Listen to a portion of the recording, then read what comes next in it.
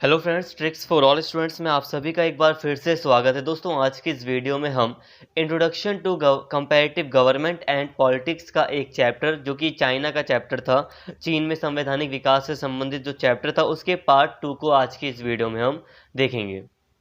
देखिए दोस्तों, कई सारी बातें होंगी, प्लीज़ वीडियो को पूरा देखना ताकि आप जो चाइना का जो संवैधानिक विकास का जो चैप्टर है उसे पूरी अच्छी तरीके से समझ सकें। इसलिए प्लीज़ वीडियो को एंड तक जरूर देखना। चलिए बिना टाइम वेस्ट किए अपनी वीडियो को शुरू करते हैं।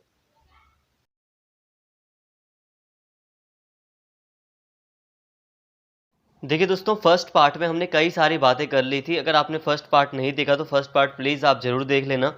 फर्स्ट पार्ट बहुत ही ज़्यादा इम्पॉर्टेंट है, क्योंकि फर्स्ट पार्ट में काफ़ी ज़्यादा बातें ऑलरेडी की जा चुकी हैं चीन के बारे में।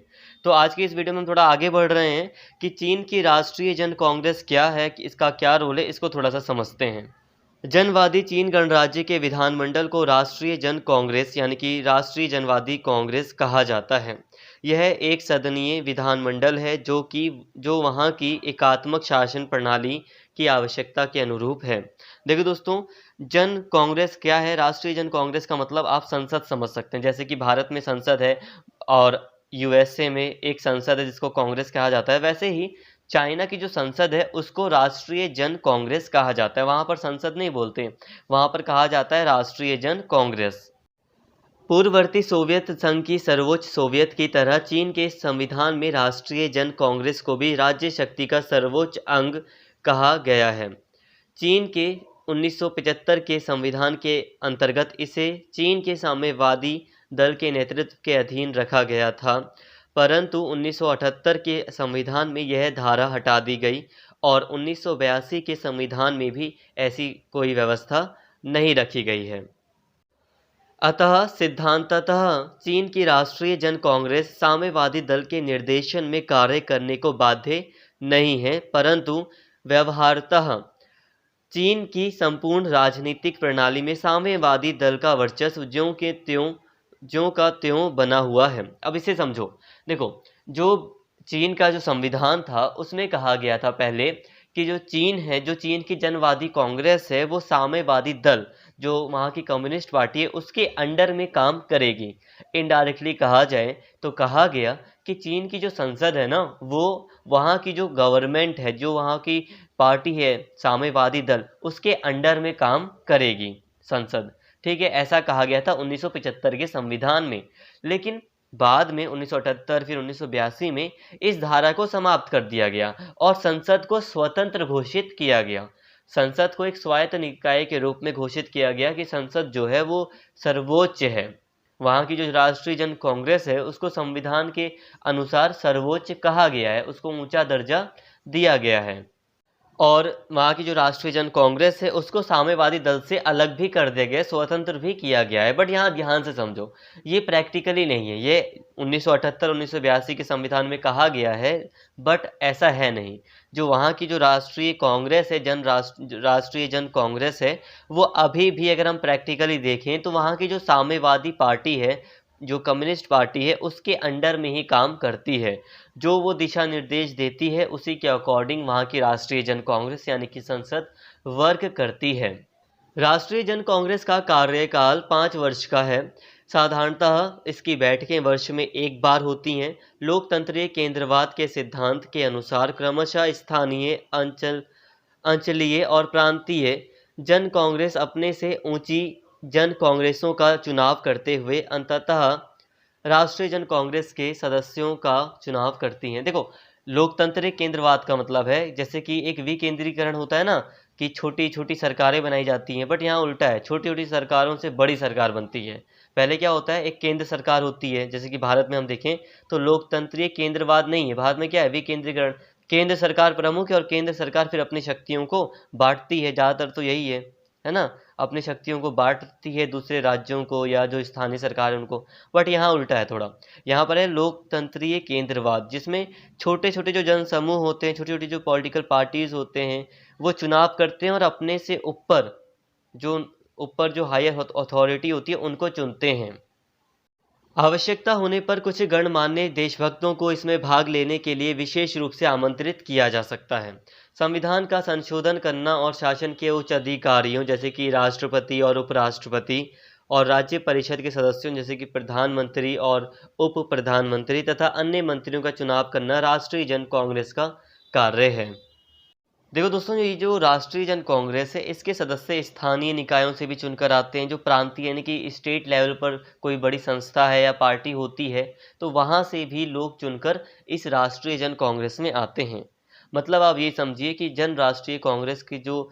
राष्ट्रीय जन कांग्रेस के जो सदस्य हैं, जो संसद के सदस्य हैं चाइना में, वो कहाँ से उनका चुनाव होता है तो स्थानीय लेवल पर, जैसे कि भारत में जो लोकल गवर्नमेंट होती है स्थानीय लेवल होता है, तो वहाँ पे भी चाइना में भी ऐसा है, तो वहाँ से चुनकर जाते हैं। स्थानीय की बात, जो राज्य स्तर पर भी बड़े निकाय हैं या बड़ी कोई मतलब संस्था है तो वहाँ से भी चुनकर जाते हैं। इसके अलावा यह राष्ट्रीय आर्थिक योजना, राज्य के बजट तथा युद्ध और शांति के प्रश्नों का निर्णय भी करती है। अगर हम बात करें कि ये राष्ट्रीय जन कांग्रेस के क्या कार्य हैं, आखिर ये काम क्या करती है, तो इसका जो कार्य है वो ये है कि संविधान का संशोधन करना है, संविधान में बदलाव वगैरह करना होता है तो वो करती है। इसके अलावा जो उच्च अधिकारी हैं जैसे कि राष्ट्रपति, उपराष्ट्रपति और जो प्रधानमंत्री हैं, उप प्रधानमंत्री, तो इनका चुनाव करती है।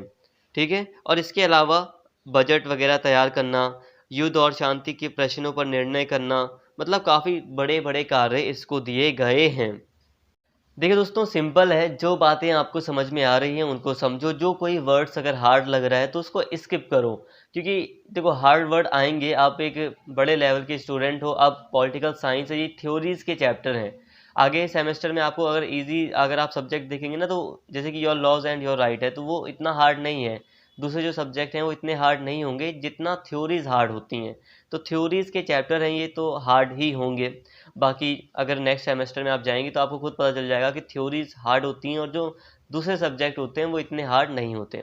तो जो समझ में आ रहा है उसको आप समझिए, जो नहीं आ रहा उसको अभी आप स्किप कीजिए। एक बार जब आप वीडियो देख लेंगे उसके बाद आपका माइंड काफ़ी अच्छे से समझ लेगा सारी बातों को।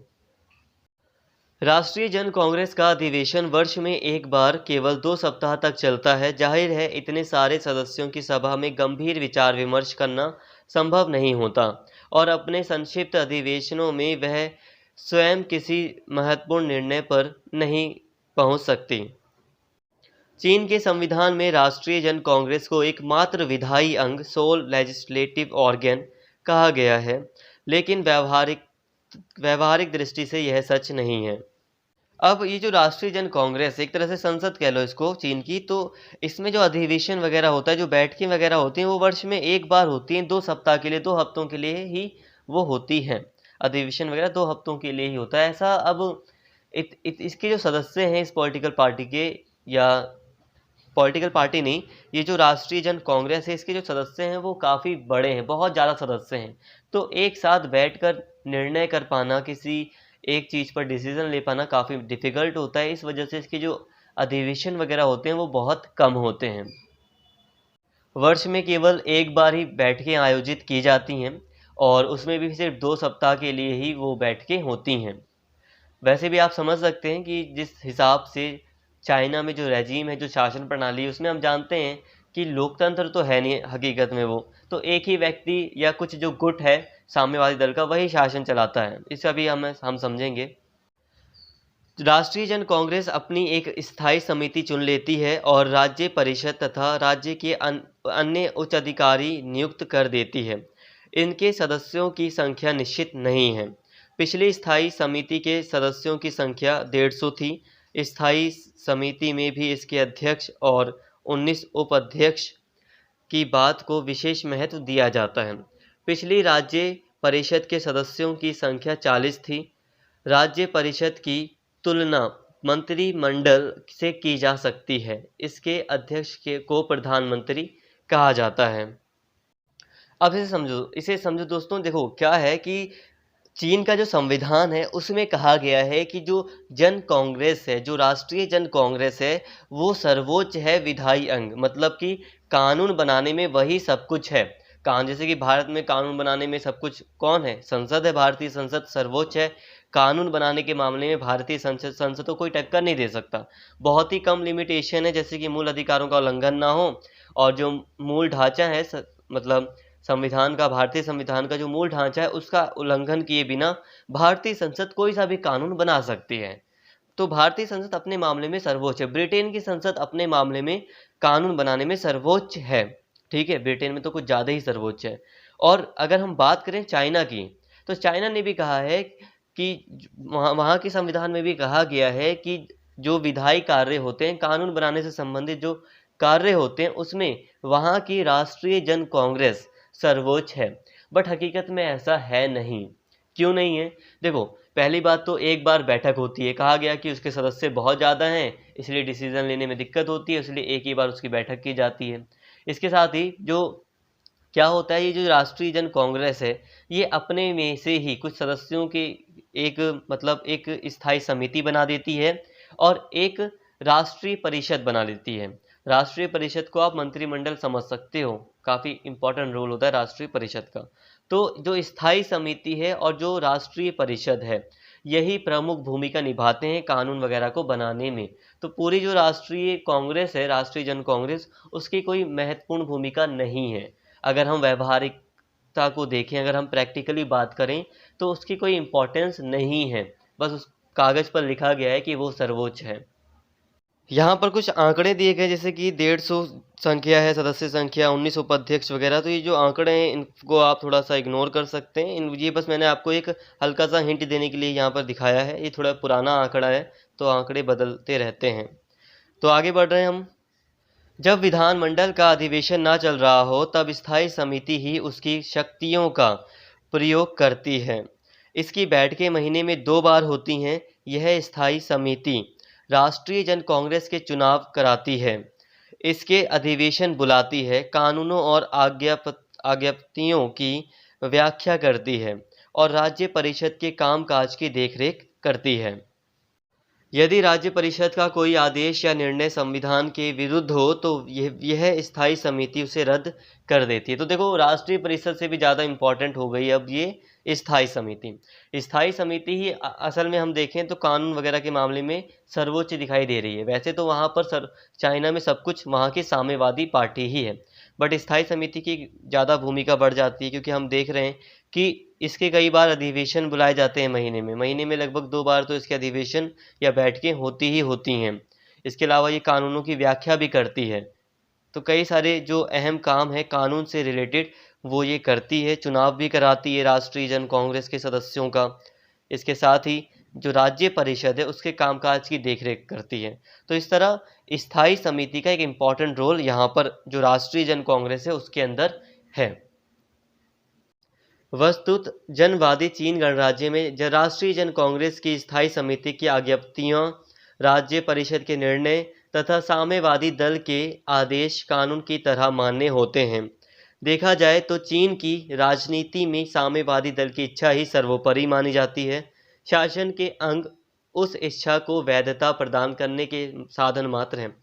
आज्ञप्तियों का मतलब है वहाँ मतलब स्थायी समिति के आदेश वगैरह या जो भी वो कानून वगैरह बनाती है वो। अब यहाँ पर देखो दोस्तों, जो स्थायी समिति है, जो राज्य परिषद है, ये इनका एक इम्पॉर्टेंट रोल है। ये जो कानून बनाती है उसको मान्यता दी जाती है, काफ़ी अच्छा रोल इनका है। बट हकीकत में ये सब क्या कर रहे हैं, जो साम्यवादी दल चाहता है उसी की इच्छा के अनुरूप ही कानून वगैरह बनाते हैं। तो कुल मिलाकर कहा जाए तो चाइना में जो वहाँ की संसद है, वो संविधान में तो लिखा है कि वो सर्वोच्च है, बट हकीकत में वो सर्वोच्च नहीं है और वहाँ का साम्यवादी दल ही सब कुछ है। साम्यवादी दल की इच्छा के अनुसार ही सारी चीज़ें चाइना में कंट्रोल की जाती हैं। सारी चीज़ें, ये जो राज व्यवस्था वगैरह है, वो सब साम्यवादी दल के नियंत्रण में ही चलती हैं। अब ध्यान से समझो दोस्तों, जो चाइना का जो ये चैप्टर है, अगर हम इसे कंटिन्यू करें तो और भी आगे हम जा सकते हैं, बट यहीं पर स्टॉप करना ही बेटर होगा। ठीक है, बहुत ज़्यादा घुसने से हम बहुत ज़्यादा कंफ्यूज हो सकते हैं। और जो चाइना का फर्स्ट पार्ट मैंने आपको पढ़ाया है, जो सेकंड पार्ट अभी आज मैंने आपको पढ़ाया, इतना इनफ होगा राज व्यवस्था को, आर्थिक व्यवस्था को वहाँ की समझने के लिए। और भी चीज़ें हैं आर्थिक व्यवस्था से रिलेटेड, अगर हम बात करें तो कुछ और भी चीज़ें ऐड की जा सकती हैं, बट अभी हमें यहीं पर इसे स्टॉप करना चाहिए, क्योंकि चाइना के बारे में हमने काफ़ी बातें कर ली और कुल मिलाकर चाइना की हर एक बात में वहाँ की साम्यवादी दल ही प्रमुख रूप से हमारे मुंह पर आती है। मतलब हर चीज़ में हम साम्यवादी दल को ही जोड़ देते हैं, चाहे वहाँ का आर्थिक विकास हो, चाहे राजनीतिक या साम्यवादी विकास हो। तो यहाँ तक आपको जितनी भी बातें समझ में आई हैं ठीक है, अगर नहीं भी आई तो एक बार आप वीडियो को दोबारा देखिए और जो बातें समझ में आ रही हैं उसको आप एब्ज़ॉर्ब कीजिए, जो नहीं आ रही उसको स्किप कीजिए। बट 1-2 बार आप वीडियोज़ देख लीजिए, आपको यकीन मानो सारी बातें क्लियर हो जाएँगी। और मैं यही कहूँगा कि मैक्सिमम पढ़ने से ज़्यादा जो आपके पास अभी आपको पढ़ाया गया है, उसी को 2-2 बार, 3-3 बार पढ़कर अपने माइंड में सेव करो। तो यहीं पर हमारा चाइना का जो चैप्टर है वो पूरी तरह ख़त्म होता है और अब हम मिलते हैं नेक्स्ट वीडियोज़ में। तो फिलहाल दोस्तों आज की इस वीडियो को हम यहीं पे स्टॉप करते हैं। अगर आपको वीडियो अच्छी लगी हो तो प्लीज़ चैनल को सब्सक्राइब कर लेना और इस वीडियो को ज़्यादा से ज़्यादा शेयर करना और लाइक करना। Thank you.